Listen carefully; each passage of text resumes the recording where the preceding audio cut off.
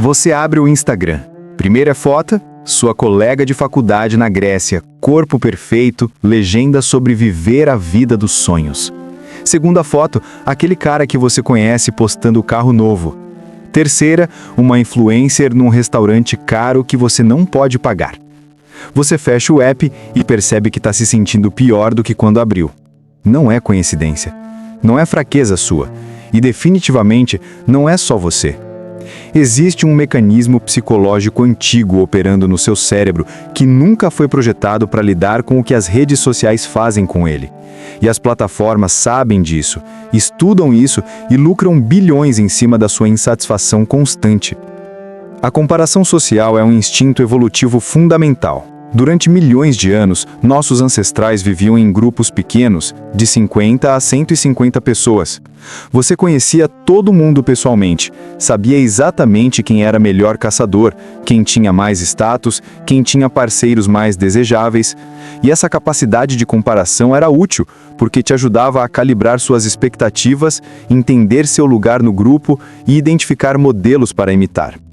Mas havia um limite natural. Você só podia se comparar com as pessoas da sua tribo, da sua aldeia, talvez das aldeias vizinhas. No máximo, algumas centenas de indivíduos que viviam em condições similares às suas. E você via essas pessoas na realidade completa delas, com defeitos, dias ruins, fracassos, vulnerabilidades. Havia contexto, havia nuance, havia realidade não editada. Agora avança para hoje. Você abre o Instagram e instantaneamente tem acesso às versões meticulosamente curadas de centenas de milhões de pessoas. Não suas vidas reais, mas os destaques editados, filtrados, angulados, iluminados e selecionados. Você está vendo o top 1% dos momentos de vida dessas pessoas e comparando com 100% da sua. Pior ainda, você está se comparando não só com seus conhecidos reais, mas com celebridades, influencers, profissionais, pessoas que têm equipes inteiras dedicadas a construir uma imagem de perfeição. E aqui está o problema fundamental. Seu cérebro não evoluiu para distinguir entre pessoa da minha tribo que eu realmente conheço e estranho digital mostrando versão fabricada da vida dele. Seu instinto de comparação social dispara da mesma forma, mas agora contra alvos impossíveis. É como se você estivesse numa corrida onde todos os outros competidores estão em carros de Fórmula 1, enquanto você está a pé. E você não consegue parar de correr porque está biologicamente programado para competir. Vamos entender o que acontece no seu cérebro quando você vê aquela foto perfeita de alguém. Primeiro, a comparação ascendente ativa automaticamente. Comparação ascendente é quando você se compara com alguém que está aparentemente melhor que você em alguma dimensão. Isso dispara uma cascata neurológica específica.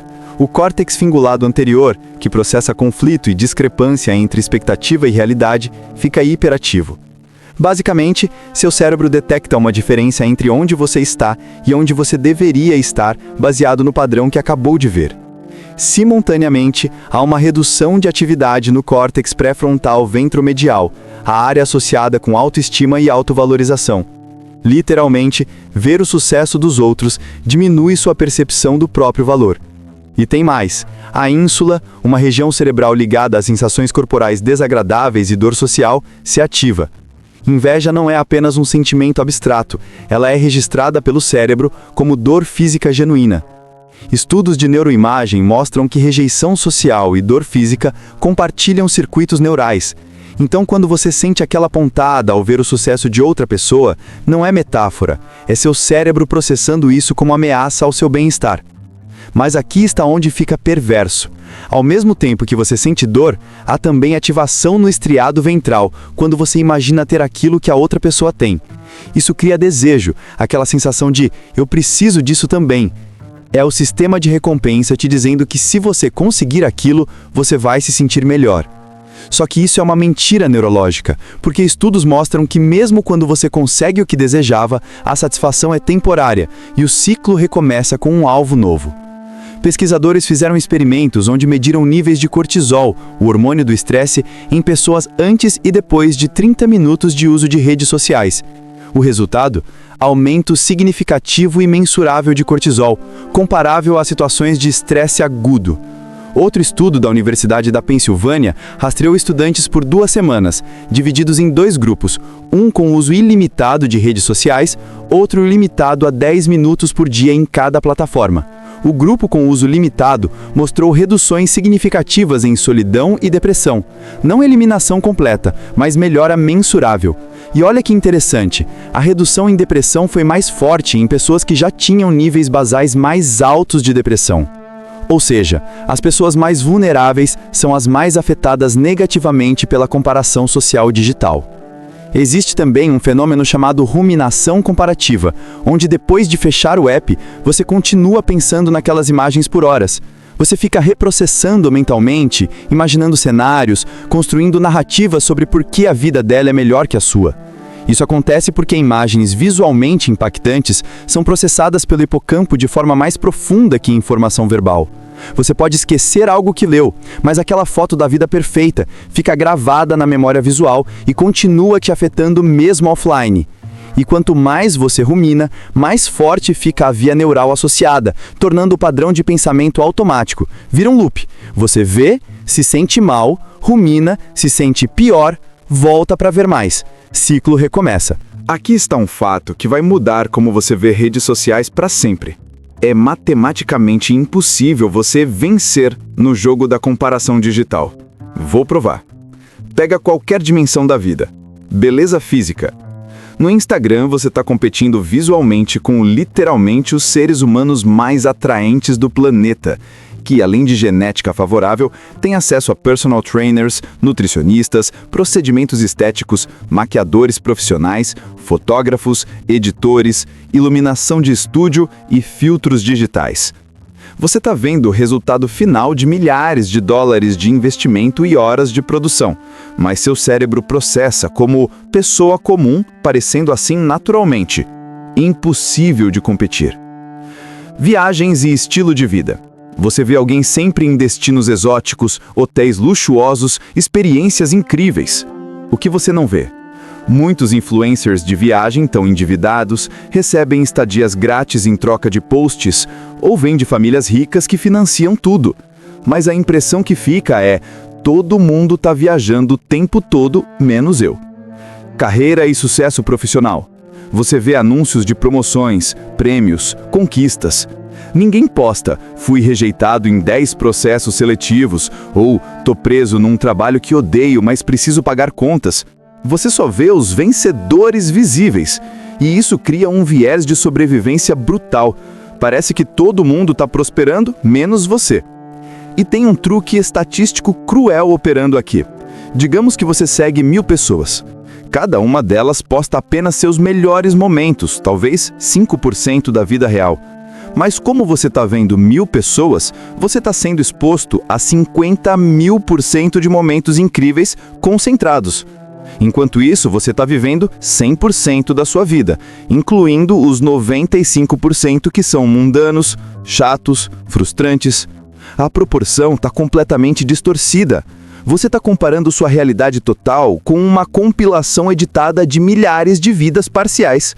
É como se você estivesse assistindo um filme de melhores momentos da humanidade e se perguntando por que sua vida não é assim todo dia.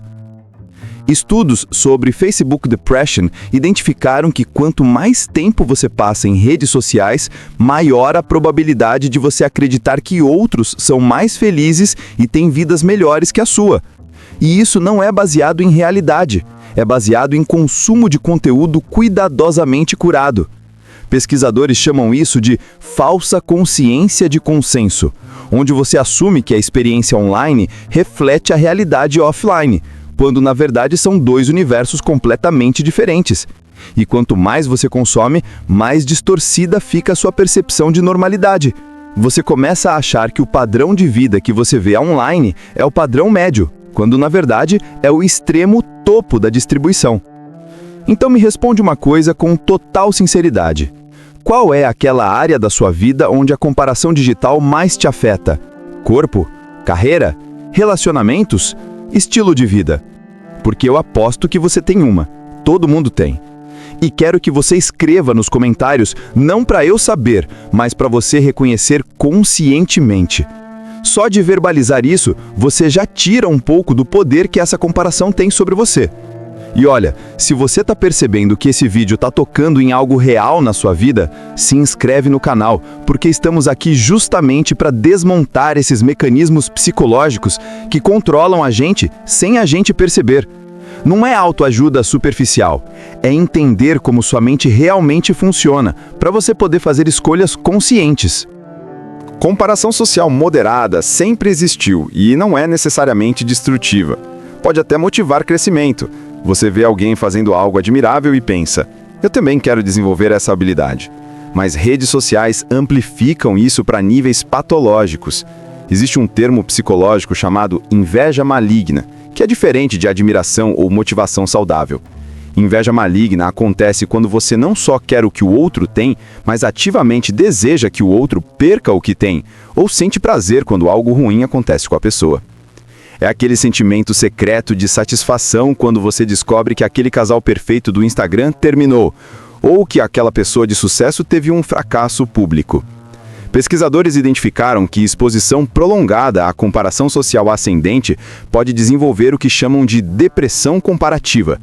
Um subtipo de depressão caracterizado especificamente por ruminação sobre inadequação percebida em relação aos outros. Não é tristeza generalizada, é uma sensação crônica de eu não sou bom o suficiente, alimentada por exposição constante a padrões impossíveis. E isso afeta principalmente adolescentes e jovens adultos, cujos cérebros ainda estão desenvolvendo o senso de identidade. Quando sua autoimagem está sendo formada e todo dia você é bombardeado com mensagens de que você não está à altura, isso pode ter consequências duradouras. Tem também o fenômeno de auditoria de vida, onde pessoas começam a quantificar obsessivamente cada aspecto da existência delas para ver como se comparam. Quantos seguidores, quantos likes, quantas viagens por ano, quanto dinheiro, quão atraente comparado à média. Isso transforma a vida em planilha competitiva, e estudos mostram forte correlação entre essa mentalidade quantificada e transtornos de ansiedade. Porque sempre vai existir alguém com números melhores, sempre. Não importa onde você esteja, tem alguém acima. E se seu valor próprio está baseado em métricas comparativas, você está construindo autoestima em areia movediça. O caso mais extremo é quando inveja digital se manifesta em comportamento destrutivo ativo. Cyberbullying muitas vezes tem raiz em inveja disfarçada de crítica moral. Pessoas atacam influencers alegando que são fúteis, artificiais, narcisistas, mas a motivação real frequentemente é ressentimento por não ter o que elas têm. Cancel culture também tem elementos disso. Prazer em ver quem estava no topo ser derrubado. Não estou dizendo que responsabilização não é importante, mas há um componente psicológico de catarse coletiva quando vemos alguém bem-sucedido cair. Temporariamente, equaliza a hierarquia percebida e alivia a tensão da comparação ascendente constante. Então, o que você faz com essa informação? Deletar todas as redes sociais e virar monge? Possível, mas não realista para a maioria das pessoas que usam isso para trabalho, conexão social legítima, informação. Então, vamos falar de estratégias baseadas em ciência para mitigar o dano sem necessariamente abolir completamente. Primeira estratégia: curadoria radical do seu feed. Algoritmos te mostram o que gera engajamento emocional e comparação ascendente gera engajamento. Então você precisa conscientemente seguir menos pessoas que te fazem sentir inadequado e mais pessoas que te inspiram sem te diminuir. Diferença: alguém que te inspira te faz pensar, eu quero desenvolver isso também, que legal. Enquanto alguém que te diminui te faz pensar, eu nunca vou ser assim, que merda. Unfollow sem culpa, mute sem hesitar. Sua saúde mental vale mais que a performance de amizade digital. Segunda estratégia: consumo intencional versus consumo passivo. Estudos mostram que interação ativa em redes sociais, tipo conversas genuínas, troca de mensagens significativas, tem efeito neutro ou até positivo em bem-estar. O que destrói é scroll passivo, aquele uso em piloto automático onde você só consome conteúdo sem engajar. Então, regra prática: se você vai abrir o app, tenha um propósito específico. Vou responder mensagens. Vou postar algo que quero compartilhar. Vou ver atualizações de 3 amigos próximos. Cumpriu o objetivo? Fecha. Não entre no scroll infinito. Terceira estratégia: realidade check sistemático. Quando você ver uma foto que dispare comparação, pause e faça 3 perguntas. Primeiro, o que eu não estou vendo nessa imagem? Segundo, quanto dessa pessoa ou situação é real versus construída? Terceiro, minha vida real seria melhor se eu tivesse isso, ou eu só acho que seria porque estou vendo uma representação idealizada? Na maioria das vezes, se você responder honestamente, vai perceber que está desejando uma fantasia, não uma realidade. E fantasias nunca satisfazem porque você nunca pode possuir algo que não existe.